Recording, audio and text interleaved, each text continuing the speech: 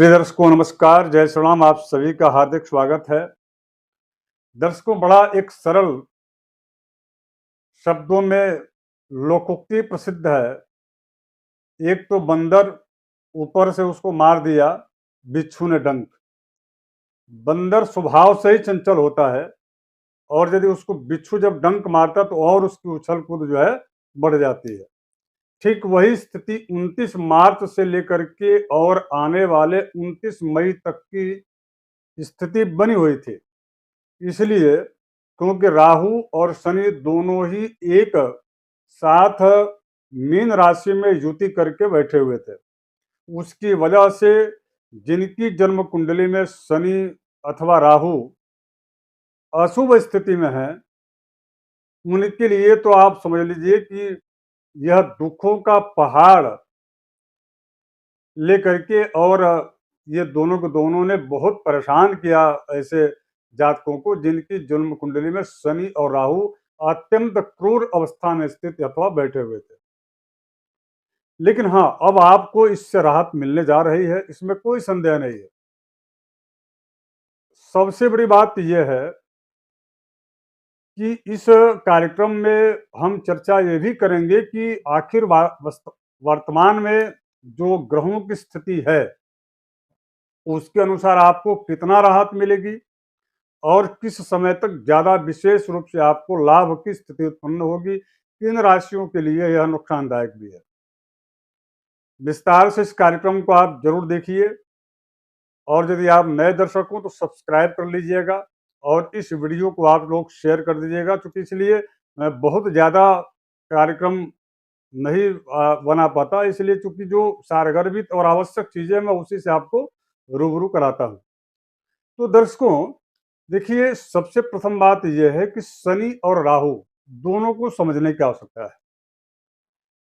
शनि जहां वर्तमान के कर्म को, यानी कि वर्तमान के आपके प्रोफेशन को, आपकी इच्छाओं को, आपके द्वारा संचालित समस्त प्रकार के संस्थानों को, अथवा आप जिन संस्थानों में कार्य कर रहे हैं, नौकरी कर रहे हैं, उन संस्थानों में आपकी अहमियत को, यह जो शनि है यह उसमें यदि शुभ स्थिति में है तो आपकी अहमियत बढ़ा देंगे।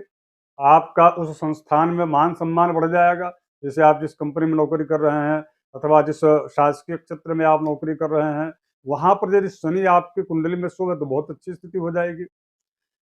वहीं अगर यदि शनि अशुभ स्थिति में है तो आपके लिए कई प्रकार के, यानी कि प्रातः काल से लेकर के सायंकाल तक कई विषम परिस्थितियां यह शनि उत्पन्न करते, जिससे मन को पीड़ा होती है, तन को पीड़ा होती है। सबसे बड़ी बात यह है कि वह व्यक्ति शाम को ऐसा लगता है कि वो, जबकि वो कुछ भी नहीं किया, लेकिन तभी तभी भी थकान और श्रम उसके चेहरे पर, उसके मन पर, उसके शरीर पर देखा जाता है।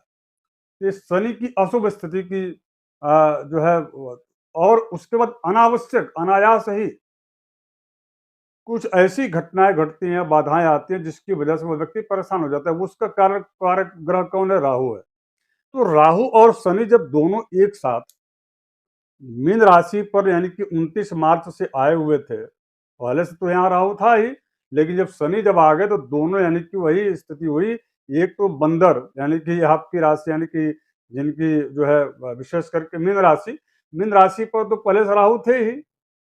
कई प्रकार के कार्यों में बाधा उत्पन्न करना, कई प्रकार की परेशानियां अचानक जो है खड़ी करना, और रोगग्रस्तता की स्थिति का बने रहना, विचारों में जो है तनाव आना, तमाम तरह की स्थितियां थी। किंतु जब शनि आए तो आपने ये देखा कि और परेशानियां बढ़ गई। ठीक वही स्थिति है जिसके बंदर तो था ही, ऊपर से उसको बिच्छू ने डंक मार दिया, उसकी स्थिति और खराब हो गई। अब आपको, यानी कि किसको किसको राहत मिलने वाली है, क्योंकि मैं इस पर विस्तार से कई कार्यक्रमों में पिछले मैंने आपको बता चुका हूं, लेकिन अब इसके बाद राहत किसको किसको मिलेगी। देखिए, सबसे पहली बात तो प्रभावित कौन कौन था। मीन राशि, जिनकी राशि पर यह गोचर शनि राहु दोनों की युति बनी हुई थी, ये बहुत परेशान थे लोग। दूसरा, चूंकि ये मेष राशि से 12वीं राशि थी तो मेष राशि भी प्रभावित थी। और इसके अतिरिक्त जो है वृष राशि की 11वें था, तो इनकी बहुत परेशानी तो नहीं थी, लेकिन हाँ इतना जरूर था कि इनके आय को लेकर के कई सारी दिक्कतें इनको देखने को मिली। आमदनी यानी कि बढ़ी नहीं, जो था वहीं स्थिर बना रहा। हाँ, इतना ज़रूर शेयर मार्केट में जो पैसा लगाते रहे होंगे, उनकी स्थिति बड़ी खराब थी। और इसके बाद से विशेष रूप से ये जो है प्रभावित जो राशियों में से थी वो कन्या राशि थी और इसके पश्चात जो है कुंभ राशि थी। अब इन कुंभ, मकर और कन्या और मेष और स्वयं मीन, ये राशियां अत्यधिक प्रभावित अर्थात अत्यधिक परेशान ये हुए हैं लोग, जिनकी जो है राशि रही है। हाँ, लेकिन अब इसके बाद इनको राहत मिलने वाली है। देखिए, राहत क्यों मिलेगा? क्योंकि शनि जो है वह, चूंकि मीन राशि में प्रवेश किए हैं तो वहीं पर रहेंगे, हालांकि इस समय वक्री स्थिति में है।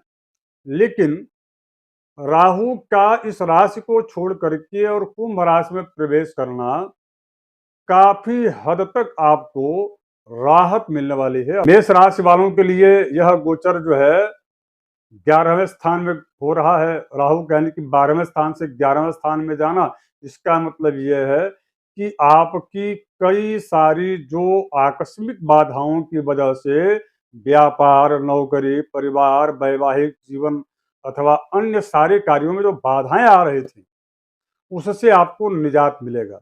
लेकिन हाँ, आपके 12वें स्थान में शनि का जो गोचर है वो तो रहेगा ही, अर्थात शनि की साढ़े का जो प्रभाव है वो तो आपको देखा, आपको जो है उसको तो झेलना ही पड़ेगा। लेकिन जितना अत्यधिक आप परेशान थे, वो परेशानियां आपकी कम जरूर होंगी। अब इसके पश्चात वृष राशि, तो वृष राशि के ठीक जो है यह राहु 10वें स्थान में गोचर कर रहे हैं, जिनका कार्य डिजिटल प्लेटफॉर्म्स पर है, जिनका कार्य गोपनीय, जैसे कि जो है कई प्रकार के ऐसे कार्य है जो खुफिया से संबंधित है अथवा अन्य जो है डिजिटल से संबंधित किसी को आप प्रमोट करने की एजेंसी अथवा कोई कंपनीज आप डाले हैं अथवा किसी का प्रचार प्रसार करने के तंत्र को आपने अपने हाथ में लिया है, तो उसमें आपको अच्छा राहत मिलेगा, अच्छा आपको लाभ मिलेगा। इसके अतिरिक्त जो है जो लोग शेयर मार्केट में पैसे वगैरह लगाते हैं, तो उनके लिए भी ये समय लगभग ठीक रहेगा। हालांकि 3 जून की बाद की स्थिति थोड़ी सी जो है, तो 3 जून से लेकर के और 17 जून के बीच में शेयर मार्केट की स्थिति विशेष करके जिनकी वृष राशि है उनके लिए बड़ा अच्छा नहीं रहेगा। लेकिन कुछ हद तक जो है आपको राहत जरूर मिलेगी और बेहतरीन स्थिति ये राहु आपको दे सकते हैं। अब इसके अतिरिक्त जो है मिथुन राशि, तो मिथुन राशि के ठीक भाग्य भाव में राहु का जाना, यह पहली बात तो कोई भी काम करने में जब आप जाएंगे तो आपको असमंजस की स्थिति रहेगी, करें न करें विरोधाभासी विचार आपके आएंगे। इसके अतिरिक्त जो है पिता और आपके मन में, आपके बीच में मतभेद हो सकते हैं। यदि आपके पिता हैं तो आपके और आपके बीच में जो है मतभेद होंगे। यदि नहीं तो जो आपके पितृत्व जो वरिष्ठ जन हैं उनके और आपके बीच में भी मतभेद की स्थिति देखने को मिलेगी, जिनकी मिथुन राशि है। कर्क राशि, तो कर्क राशि के ठीक जो है अष्टम स्थान में यह गोचर राहु का आपके लिए ठीक नहीं है, विशेष करके स्वास्थ्य के दृष्टिकोण से। हाँ, दूसरा, अनावश्यक आपको क्रोध आएगा, अनावश्यक किसी से आप जो है लड़ाई लड़ने की स्थिति में बने रहेंगे, तो इस प्रकार की प्रवृत्ति भी ये राहु आपको दे सकते हैं कर्क राशि वालों को। तो थोड़ी सी आपको सावधान रहना है। और साथ साथ में विशेष करके आप यदि भगवान गणेश जी की आराधना करते हैं तो बहुत अच्छा रहेगा। राहु के लिए जो राहु ग्रह खराब हो तो बुध के ग्रह के स्वामी गणेश जी की आराधना करेंगे तो आपके लिए अत्यंत शुभप्रद रहेगा।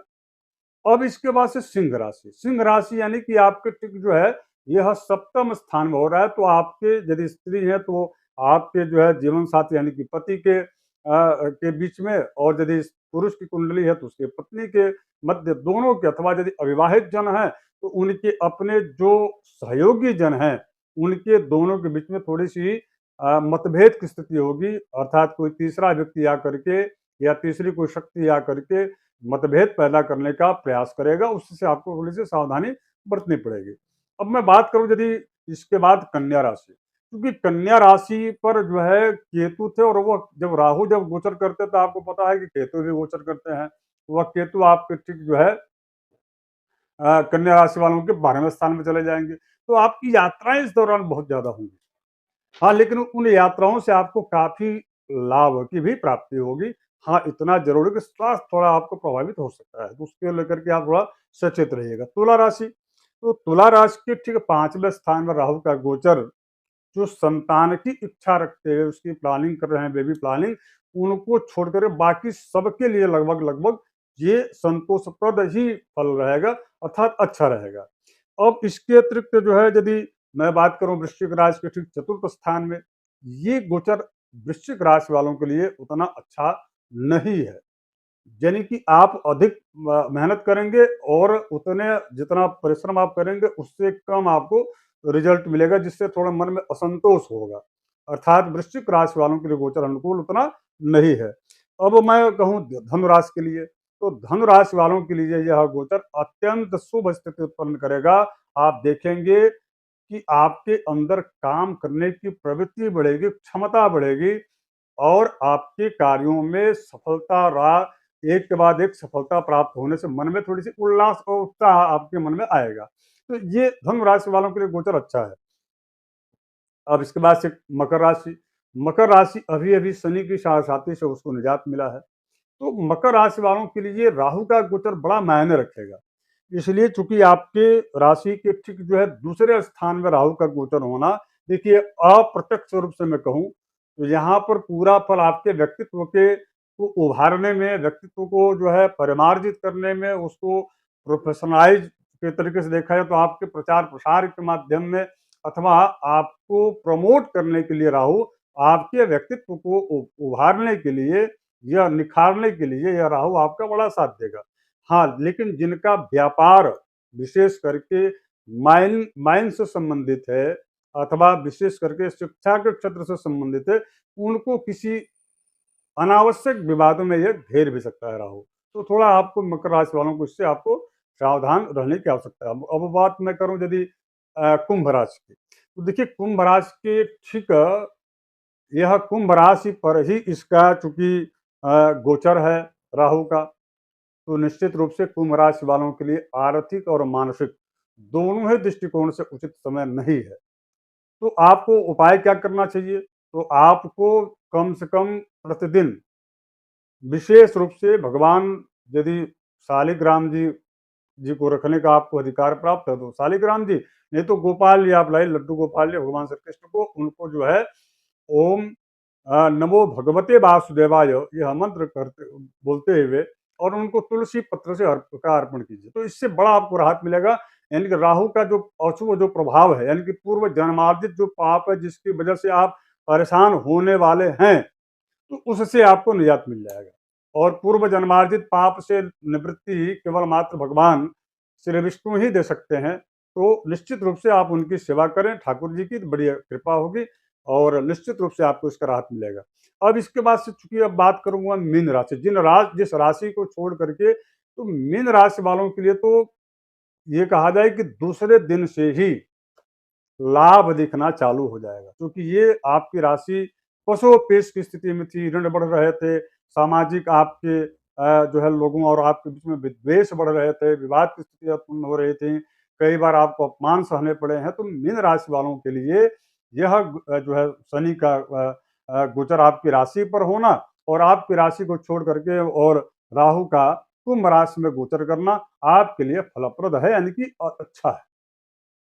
आशा करता हूँ कार्यक्रम आपको अच्छा लगा होगा। ज़रूर इस वीडियो को शेयर कर दीजिएगा और हाँ, जाते-जाते मैं एक बार पुनः आपको बता दूँ कि यदि आप सभी राहु से यत्किंचित यदि प्रभावित हों, तो डरने की आवश्यकता नहीं है। हमारा शास्त्र ये कहता है कि यदि राहु खराब हो जन्म कुंडली में अथवा राहु जनित यदि कोई अशुभ प्रभाव हो, तो आपको राहु की पूजा नहीं करनी है, बल्कि राहु के सामग्रियों का दान करना है। पूजा किसका करना चाहिए? गणेश जी का। गणेश जी की यदि आप आराधना करते हैं, गणेश अथर्व शीर्षम का यदि आप पाठ करते हैं, गणेश जो है 12 नाम जो उनके हैं 12 नाम, उन 12 नामों से यदि आप ध्रुवांकुर भगवान गणेश जी को चढ़ाते हैं, तो निश्चित रूप से आप देखेंगे कि राहु के अशुभ प्रभाव से मुक्ति मिल जाएगी। और हाँ, चलते-चलते एक बात और, राहु जब भी आपकी कुंडली में खराब हो, तो मांसाहार का परित्याग कर दें। किसी भी प्रकार के नशीले पदार्थ तो बल्कि दोनों चीज़ें किसी को नहीं करना चाहिए। लेकिन विशेष करके मैं कहूँगा कि जो लोग इस समय राहु के गोचर से के अशुभ प्रभाव से प्रभावित हैं, उनको तो ये दोनों चीजें बिल्कुल भी स्पर्श में नहीं करना चाहिए। और उसके बाद देखिए आपके ऊपर जो है निश्चित रूप से देवगुरु बृहस्पति और बुध दोनों की बड़ी कृपा होगी। धन और बुद्धि, समृद्धि, ये तीनों चीजें आपके साथ होंगी। वीडियो शेयर कर दीजिएगा और यदि नए दर्शक को सब्सक्राइब कर लीजिएगा। धन्यवाद।